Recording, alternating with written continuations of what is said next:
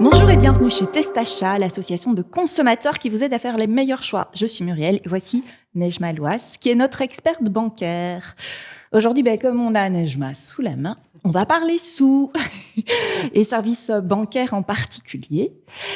Donc avec le numérique, là, les nouvelles banques online, tous les services, Wero, Klarna, Wise, tous ces trucs estoniens, enfin tous ces trucs qui viennent de partout. Je me demande si j'ai encore besoin, là, tu vois, de toutes ces petites cartes traditionnelles, des petites banques de papa, du compte qu'on m'a offert pour mes 18 ans, qu'on m'a ouvert pour mes 18 ans, parce qu'on n'offre pas un compte. Et tu as beaucoup de cartes. Hein. Oui, mais bon. Tu as beaucoup de cartes, tu as été gâtée. Voilà. Je comprends ta question. Est-ce qu'on a encore besoin aujourd'hui d'un compte en banque dans une banque traditionnelle avec toutes les offres de services numériques, banque en ligne, etc. qu'on va passer? Je crois que les banques traditionnelles, elles ont quand même beaucoup d'avantages. Okay. Tu as beaucoup de services, tu as de la sécurité. C'est les banques les banques sont les institutions financières qui sont le plus strictement réglementées. Donc, c'est monitoré, c'est sécurisé. L'acquisition d'une licence bancaire, c'est pas n'importe quoi. Ça répond à un paquet de critères qui donnent aux consommateurs l'assurance que mes comptes sont en sécurité, mon argent est en sécurité. Donc, les banques traditionnelles, ça reste, je dirais, un acteur quand même qui est important. Maintenant, c'est vrai que les banques traditionnelles ont tendance à numériser de plus en plus leurs services. Les agences sont de moins en moins clairement présentes de manière physique. Mais tu as quand même la possibilité d'avoir accès à un service bancaire universel. Si tu n'es pas quelqu'un de très digitalisé, je dirais, l'accès à une banque traditionnelle, ça reste quand même intéressant pour toi. Dans ce cas de figure où tu veux quand même prendre la peine d'aller en agence, même si elle est loin de chez toi, et tu veux encore avoir la possibilité de parler à un humain si tu veux faire des opérations strictement papier, au guichet, etc. Oui, enfin, tu parles de parler à un humain, c'est pas toujours évident d'avoir un service personnalisé, et d'avoir un rendez-vous en agence, et quand je vois qu'il y a des banques qui parfois me payent même pour faire une transaction, je suis un peu tentée. Oui, alors je comprends encore une fois l'argument. Tu as des banques aujourd'hui qui sont des banques en ligne qui proposent un bonus, par exemple, quand tu utilises ta carte bancaire. Donc c'est vrai que les banques en ligne ont cet argument qui est que finalement, les banques traditionnelles sont passées sur un régime semi-numérique. La plupart des opérations, quand elles se font aussi beaucoup en ligne. Et donc, la question que peut se poser un consommateur normal, c'est de dire, mais pourquoi est-ce que je vais payer le même prix, aussi cher, pour avoir finalement accès à un service qui est tout aussi numérisé? Donc, faut voir les avantages et inconvénients par rapport à sa situation personnelle. Si effectivement, tu me dis, moi, j'ai pas mon prêt hypothécaire, mon assurance, etc., qui sont stockés auprès d'une grande banque, d'une banque traditionnelle, peut-être que pour toi, c'est effectivement plus intéressant de passer sur une banque en ligne où c'est plus souple, mais aussi également comme inconvénient, tu as souvent moins de services ou des services qui sont un peu réduits par rapport à ce que tu as dans une banque traditionnelle, tout simplement, pour le dire platement. Okay. Mais effectivement, si tu pars du point de vue que tout ce que tu le fais de manière numérique, alors par rapport à tes usages, par rapport aux produits que tu utilises, par rapport à tes habitudes, tu vas peut-être effectivement avoir envie de te dire, là, c'est plus intéressant pour moi d'être dans une banque en ligne que dans une banque traditionnelle. Et mon employeur, il dit quoi si je donne comme numéro de compte pour verser mon salaire le numéro d'une néobanque? Ça, c'est une très bonne question aussi. Alors, il y a néobanque et néobanque. Okay. Donc, tu as des néobanques qui sont donc digitales et qui proposent un IBAN belge. Donc là, tu n'as pas de souci. La banque te donne un numéro de compte qui commence par BE. Ton employeur ou je sais pas, si tu dois payer une facture télécom par prélèvement, etc., tu lui transmets ce numéro de compte-ci et c'est BE, c'est très clair, c'est Belgique, il n'y a pas de problème particulier. Maintenant, effectivement, tu as des néobanques qui sont basées à l'étranger, donc qui sont sous licence bancaire quand même, et qui est une licence bancaire qui n'a pas été donnée par la Belgique, et donc le compte va peut-être commencer par LI, FR ou DE. Donc, effectivement, dans ce cas-là, ça peut être un point bloquant pour l'accès à certains services. En théorie, ton salaire devra quand même être viré sur le compte, même si c'est un compte en ligne qui commence par d'autres lettres IBAN, parce que ça reste des lettres IBAN de l'Union européenne.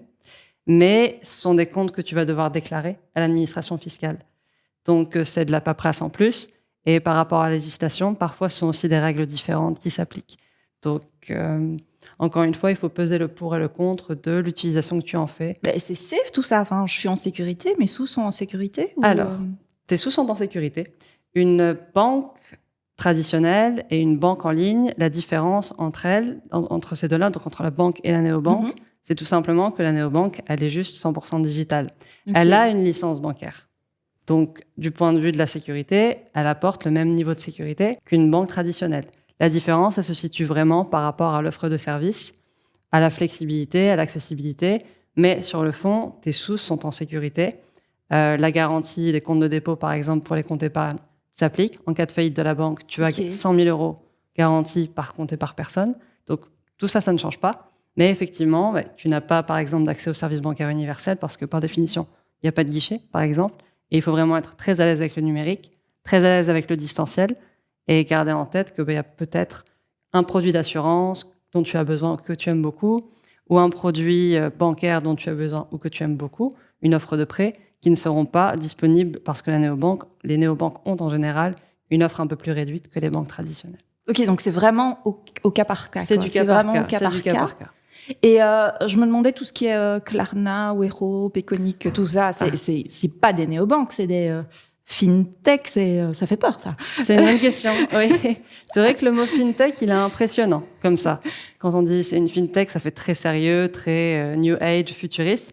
En fait, fintech, c'est très simple, c'est la contraction de finance et technologie.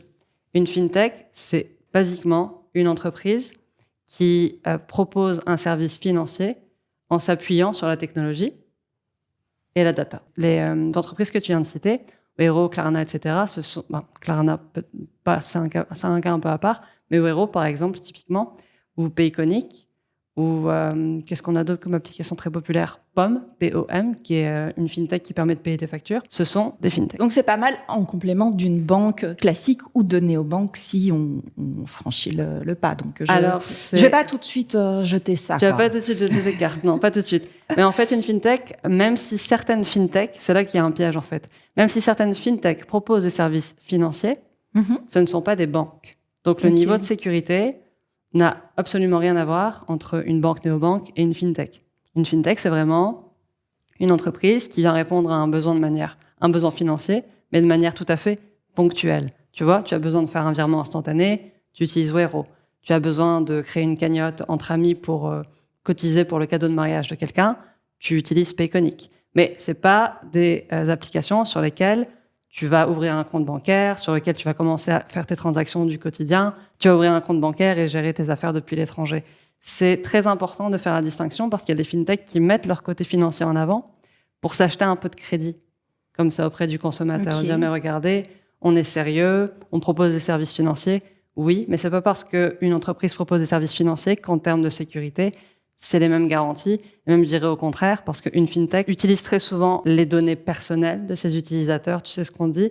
Si c'est gratuit ou quasi gratuit, c'est que le produit, c'est vous. Malheureusement. Et donc, quand on accepte de donner ces informations personnelles à une fintech sur une application ailleurs, il faut toujours regarder les conditions générales de manière très attentive, les informations qu'on donne dans son GSM et faire attention d'une manière générale à tout ce qui est mouvement d'argent sur ses comptes. Ok, donc il faut vraiment pas se laisser tenter par le côté moins cher, gratuit, ou même qu'on nous offre mais il faut peser le pour de l'argent. Et quitte à utiliser des fintechs, autant utiliser des fintechs qui sont un peu, dont les produits ont été testés, qui sont approuvés, qui sont, dont on a déjà vérifié la qualité du produit. Mais effectivement, pas se dire du jour au lendemain, à partir de maintenant, je fais tout sur cette application très facile à utiliser, très intuitive, qui est peut-être pas tellement sécurisée derrière. Donc, tu as les 3 niveaux. Banque traditionnelle, néobanque, comme une banque, mais 100% numérique. Et la fintech, c'est une entreprise privée qui s'appuie sur ta data. C'est un autre système, ça propose des services financiers, mais ça n'a pas autant de sécurité qu'une institution qui a une licence bancaire. Super, écoute Nejma, c'est beaucoup plus clair pour moi. J'ai pas dit que j'avais pris une décision par rapport à ces cartes-là. Ça, c'est autre chose. Et puis, on se retrouve très bientôt pour parler argent. Et nous, on se retrouve très bientôt pour parler d'autres choses. À bientôt!